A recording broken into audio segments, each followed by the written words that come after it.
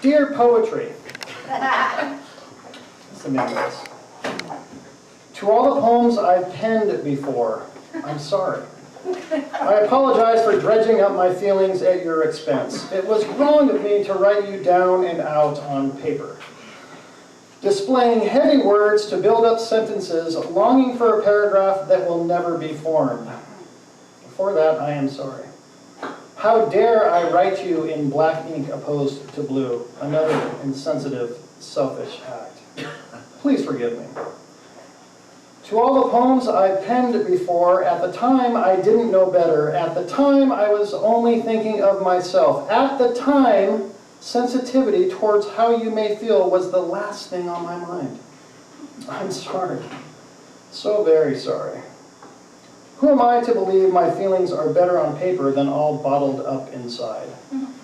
Sticks and stones may break my bones, but words will never hurt me is a phrase coined by some other writer who is now also with regret or dead.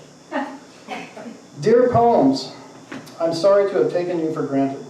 I could have, or perhaps should have, found another outlet. I'm not an artist, but if I was, could you ever imagine me apologizing to a canvas? That would just be silly. To all the poems I haven't penned yet, dare to be different, but not so different that people will think that you're weird. It's okay to be a little weird, but not so weird that different people will think that you're strange. Watch out for the strange. Live outside the box, but not too far beyond the box. You'd better make sure you have a way back in because you just never know. Color outside the lines, but don't scribble. And you best stay on the same page in the only book you know.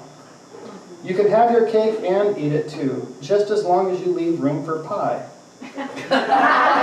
Pave your own road and go the speed limit once it's finished. Do unto others. Blaze your own path, but use caution with that machete.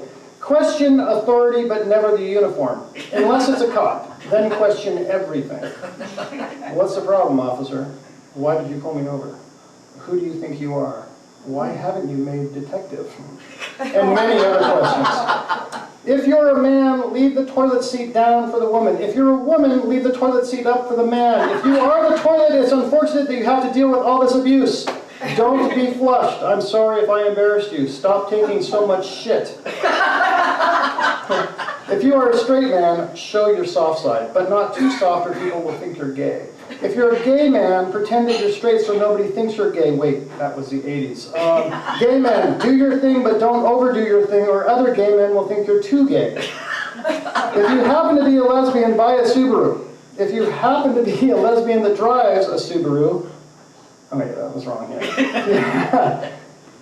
If you happen to be a lesbian, buy a Subaru.